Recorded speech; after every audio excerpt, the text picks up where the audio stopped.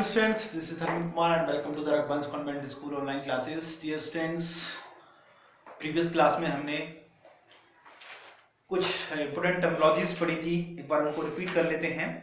ठीक है. फर्टिलाइजेशन हमने देखा था कि फर्टिलाइजेशन क्या होता है. फर्टिलाइजेशन क्या होता है एक बार फिर से देखिए. फर्टिलाइजेशन मतलब, अब इसको अपनी भाषा में, मातृभाषा में समझते हैं थोड़ा सा. कुछ नहीं है, एक मादा होती है, मादा के जो अंडाणु होते हैं और जो पुरुष के शुक्राणु होते हैं, है ना, वो अंडवाहिनी में मिलते हैं और वहां से एक नई सेल जन्म लेती है. ठीक है. इस प्रक्रिया को हमने बोला था फर्टिलाइजेशन. ठीक है. तो अब इसके लिए थोड़ा सा डायग्राम्स मैं आपको बता देता हूं. देखिए, इस डायग्राम को आप ध्यान से देखिए. ये जो डायग्राम है ना, ये एक मादा फीमेल रिप्रोडक्शन ऑर्गन्स का डायग्राम है. ठीक है. अब इसमें क्या है कि ओविडक्ट कहां पे होता है, मतलब ये कि पुरुष के शुक्राणु और मादा के अंडाणु कहां पे मिलते हैं, वो इस जगह पे मिलते हैं. इस जगह पे, ये जो जगह आप देख रहे हैं, इस जगह पे और इस जगह पे. ठीक है. ये जो इस जगह पे. ठीक है. और वहां पे बनता है क्या, ओविडक्ट. ठीक है. ओविडक्ट मतलब कि वहां पे मतलब ये सब प्रोसेस स्टार्ट होती है.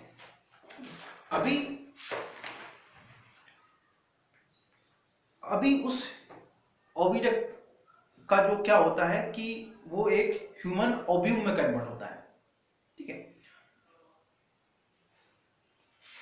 एक बार हमने इसको क्या बोला था, the ovary produce female gametes called ova. Ova इसको क्या बोला था, एज मतलब अंडा, अंडाणु मतलब अंडाणु जिसको हमने नहीं बोला अभी. ठीक है. तो फर्टिलाइजेशन हुआ. अभी फर्टिलाइजेशन कैसे हुआ समझे आप. फर्टिलाइजेशन के बारे में ये डायग्राम और आप इसको देख सकते हैं. कुछ नहीं है, ये जो स्पर्म्स है, ठीक है, स्पर्म्स में मिलियन ऑफ स्पर्म्स होते हैं. कुछ 1, 2, 4 जो स्पर्म्स होते हैं वो जाके मिलते हैं ओव्यूम से. ठीक है. और वहां पे एक जन्म होता है किसका, ज़ेगोटो मतलब भ्रूण का. ठीक है. अभी इसको समझिए आप ऐसे कि अब आज हम पढ़ने वाले हैं, वो आज हम इंपोर्टेंट टॉपिक कवर करने वाले हैं, डेवलपमेंट ऑफ एम्ब्रायो. मतलब भ्रूण का डेवलपमेंट. ठीक है. भ्रूण का डेवलपमेंट कैसे होता है, कौन कौन सी स्टेज होती हैं, क्या प्रक्रिया होती है, आज हम उसी के बारे में पढ़ने वाले हैं. ठीक है. तो लेकिन उसको पढ़ने से पहले मैं आपको पीछे का रिकॉल करा रहा था. आई होप आपको क्लियर हो गया होगा. ठीक है. आपको एक डायग्राम और देखना चाहिए, वो ये. ठीक है. इस पूरी प्रोसेस के लिए ये डायग्राम बहुत इंपॉर्टेंट है, जिसके बारे में मैं आपको बता रहा हूं.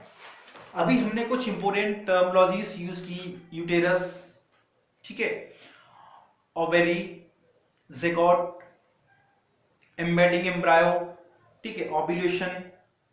तो ये सारी चीज हमने कुछ टर्मिनोलॉजी यूज की. आपने पहले नाम सुने हो सकता है, ये सुने होंगे. ठीक है. लास्ट क्लास में भी इनके बारे में पढ़ा होगा कुछ ना कुछ. तो ये हुआ. अभी जब हमने बात की थी एक सेल्स की, क्या होता है, अंडाणु और शुक्राणु मिलकर सबसे मिलकर बनाते हैं पहले एक सेल. तो एक सेल, वो सेल अपने जैसी कुछ और सेल्स डेवलप करता है. तो इस तरह वो क्या बन जाता है, एक सेल्स का एक क्लस्टर बन जाता है, एक गुच्छा बन जाता है. और वो गुच्छा फिर अलग सेपरेट हो जाता है, मतलब 1 से 2 बने, फिर 2 से 4, 6.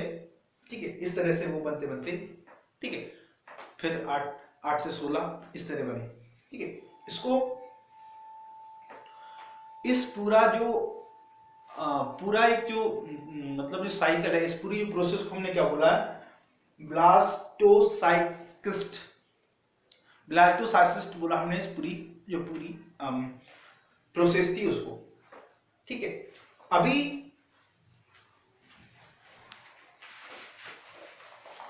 कुछ और इंपोर्टेंट बातें, मतलब कुछ इंपोर्टेंट टर्म मैं उसको बताना चाहूंगा आपको एक इंपॉर्टेंट टर्म आता है हमारे साथ फ्यूटस। फ्यूटस मतलब भ्रूण। मतलब इस तरह से ये सेल्स बनी, सेल्स से थोड़ा सा एक वो हम जिसको बोलते हैं टिश्यू बनेगा, टिश्यू से फिर एक छोटा सा ऑर्गन बनेगा। इस तरह से वो एक पूरी बॉडी हॉल स्ट्रक्चर तैयार होगी। अब सवाल ये आता है कि कोई भी सेल है ना, कोई भी सेल है, उस सेल को न्यूट्रिशन चाहिए हो रही है, तभी तो वो जिंदा रह पाएगी, है ना। समझ रहे हैं मेरी बात को। अगर हम यहाँ पे ये अपने हाथ है, इस हाथ से मैं आपको सेल्स निकाल लेता हूँ, ठीक है, तो सेल्स को खाना तो चाहिए पड़ेगा ना। अभी तो उसको मेरी बॉडी से, उस सेल को मेरी बॉडी से खाना मिल रहा है, तो वो जिंदा है, काम कर रही है। लेकिन मैं अब उस बॉडी को, पर्टिकुलर सेल को बॉडी से अलग कर देता हूँ, तो फिर मर जाएगी ना। तो उसको वो नहीं मरेगी, उसको अगर हम न्यूट्रिशन देते रहे। तो अब इस सेल को न्यूट्रिशन कहाँ से मिलेगा? इस सेल को न्यूट्रिशन मिलेगा कहाँ से? जो मादा है उसकी बॉडी से। मादा मतलब जो फीमेल है उसकी बॉडी से, ठीक है।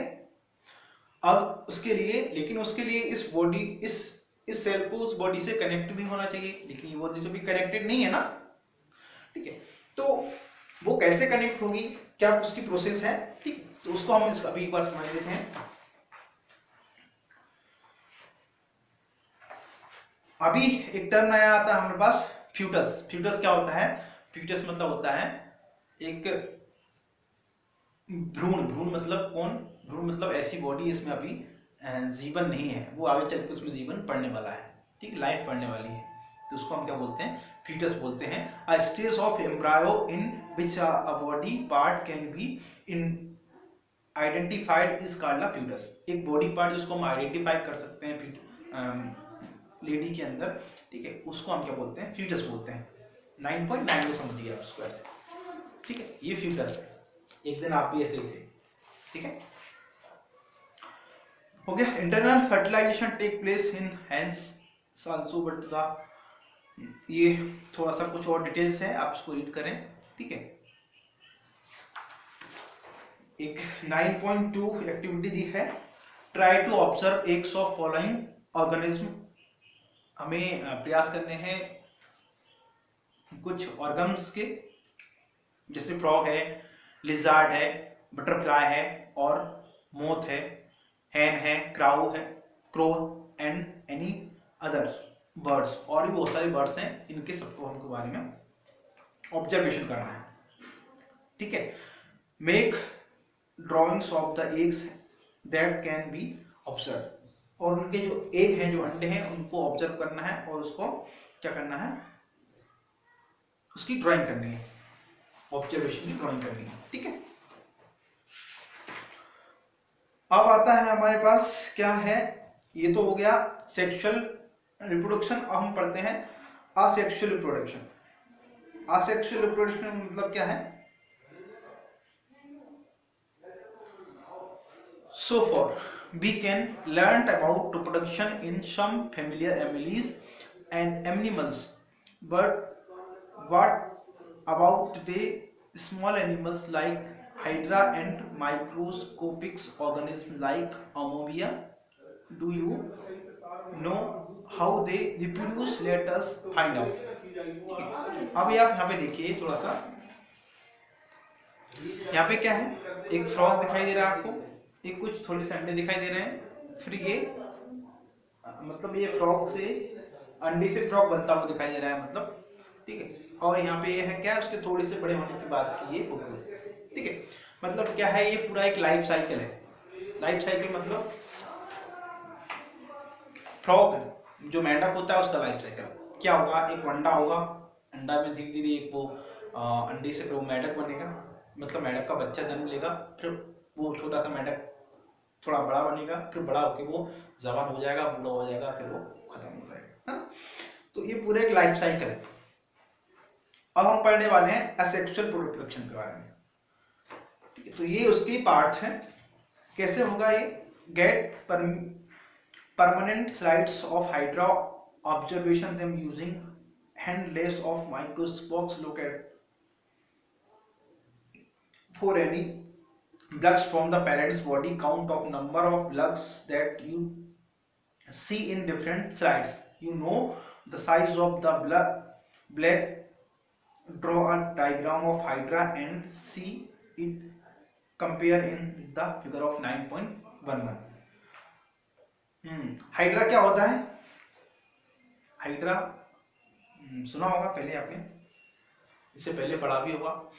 एक जल में पाया जाने वाला हाइड्रिया होता है, ठीक है, पानी में जो पाया जाता है। तो उसके बारे में यहाँ पे ऑब्जर्वेशन के लिए है कि देखिए आपने पहला ये देखा, ये हाइड्रा है, ठीक है। अभी यहाँ पे आप इसका छोटा सा जो उसमें से निकल रहा है पार्ट्स, ठीक है, तो वो थोड़ा बड़ा होता है, फिर वो एक नया हाइड्रिया बना दे रहे, ठीक है। तो इस तरह से हाइड्रिया से नया हाइड्रिया बनता है, तो उसको हम क्या बोलते हैं? ये असेक्सुअल रिप्रोडक्शन है, मतलब इसमें कोई लेडीज और जेंट्स की जरूरत नहीं पड़ी, है ना, सिर्फ लेडीज ही काफी है। In each hydra there may be one of more blacks. The blacks are the developing individuals and they are called buds. इसको हम क्या बोलते हैं? Buds, ठीक है। Recall the presence of buds in east. याद करिए, आपने लास्ट ईयर में पढ़ा था जो बर्ड्स हैं वो ईस्ट में किस तरह से होते हैं। In hydra to the new individuals developed a outgrowth from of single parents. This type of reproduction is which only a single parents involves in called sexual reproduction। मतलब ये कि ऐसी प्रोसेस जहाँ पे सिर्फ एक ही सिंगल पेरेंट है वो रिप्रोडक्शन की पूरी प्रोसेस में भाग लेता है, उसको हम क्या बोलते हैं? उसको हम बोलते हैं असेक्सुअल रिप्रोडक्शन, है ना। मतलब ये कि उसके लिए मेल की जरूरत नहीं होती है ना, सिंगल पेरेंट होता है। Since now individuals developed in birds is hydra and type of asexual reproduction called budding. तो हाइड्रा जो होता है उसमें क्या होता है? असेक्सुअल रिप्रोडक्शन होता है, और उसको हम क्या बोलते हैं? बडिंग बोलते हैं। Asexual reproduction in called budding. इस टाइप का जो टाइप ऑफ asexual reproduction को हम क्या बोलते हैं? बडिंग बोलते हैं। Another method of asexual representation observation in micro against amoeba let us see in the happens। तो इस पूरी प्रोसेस को आप देखें, यहाँ पे एक अमीबिया है, ठीक है, वो क्या कर रहा है? उससे एक दो अमीबिया बने, ठीक है, डिवाइडिंग न्यूक्लियस, ठीक है। फिर वो दोनों धीरे धीरे अलग अलग हो गए, सेपरेट हो गए, ठीक है। मतलब कुछ नहीं है, सिंपल सी बात है, एक माँ होती है, उस माँ से दो बच्चे पैदा होते हैं, धीरे धीरे वो शादी करते हैं, अलग अलग फैमिलीज बसा लेते हैं, अलग अलग हो जाते हैं, उसी तरह से। तो ये दूसरे टाइप का असेक्सुअल रिप्रोडक्शन है, ठीक है। इसको हम क्या बोलते हैं? बाइनरी फ्यूजन बोलते हैं, ठीक है। चलिए अभी यहाँ पे एक बहुत अच्छी स्टोरी है, उसको और पढ़ लेते हैं फट से, ठीक है। वो है हमारे पास story of Dolly and clone. Dolly और क्लॉन है, उनकी स्टोरी है। Cloning the production of an exact copy of cell any other living part of a complete organism। cloning and the animal was successfully performed in the first time by Len Wilmot and the colleagues and the Russian Institute of Edinburgh, Scotland। They successfully cloned the sheep named Dolly figure in 9.13 C. Dolly was born in 5 July 1966 and was the first mammal of cloned. During the process of cloning Dolly, a cell was collected from the mammary gland of a female fin Dorset seed. मतलब क्या है कि 1996 में 5 जुलाई 1996 में Scotland में एक successfully clone सीप जिसका नाम था डॉली, ठीक है, उसने जन्म लिया। और उसने जन्म किस तरह से लिया? उसने थोड़े से मतलब वैसे क्या होता है, सीप में जो होता है वो सेक्सुअल रिप्रोडक्शन होता है, लेकिन यहाँ पे वैज्ञानिकों ने क्या किया है, उसको असेक्सुअल रिप्रोडक्शन से उसका जो जन्म हुआ है, ठीक है। तो उसी के बारे में हम बात कर रहे हैं। तो उसके लिए क्या किया इन्होंने, balls collected from the mammary gland of a female Finn discord sheep simultaneously an egg was obtained from a Scottish blackfish eye. The nucleus was removed from the egg, then the nucleus of the mammary gland cell of the fin dorsate sheath was inserted into the egg of the Scottish blackfish. The away whose nucleus had been removed the egg, this production was impulsed into the Scottish blackfish. एक Scotland की बात है ये, तो वहां पे ये prove हुआ था। उसमें क्या किया था, एक फिन डिसार्टेड सीप ली और एक स्कॉटिश ब्लैक फिश ईबे, इस तरह की जो होती है आपने देखी होंगी, ठीक है। इन दोनों से एक नया, मतलब ये दोनों अलग अलग वो थे, अलग अलग टाइप की वो सीप्स हैं, ठीक है। सीप ही कहिए इसको, क्योंकि एक तो सीप है एक एवे है, ठीक है। तो उससे क्या एक नई टाइप की जो सीप बनी है, मतलब इसको बोलते हैं क्रॉस फर्टिलाइजेशन। क्रॉस फर्टिलाइजेशन क्या होता है कि दो अलग अलग टाइप के, मतलब अलग अलग प्रजाति के कुछ जानवर लेते हैं या कुछ भी हम लेते हैं, फिर उससे हम एक नई जाति बनाते हैं। तो उसके बारे में यहाँ पे हम बात कर रहे हैं, उसका नाम रखा था डॉली, ठीक है। तो ये चैप्टर इसके साथ फिनिश होता है, और हम अब हमने क्या पढ़ा उसके बारे में हम नेक्स्ट क्लास में पढ़ने वाले हैं, ठीक है। So thank you for the watching video and stay home, stay safe.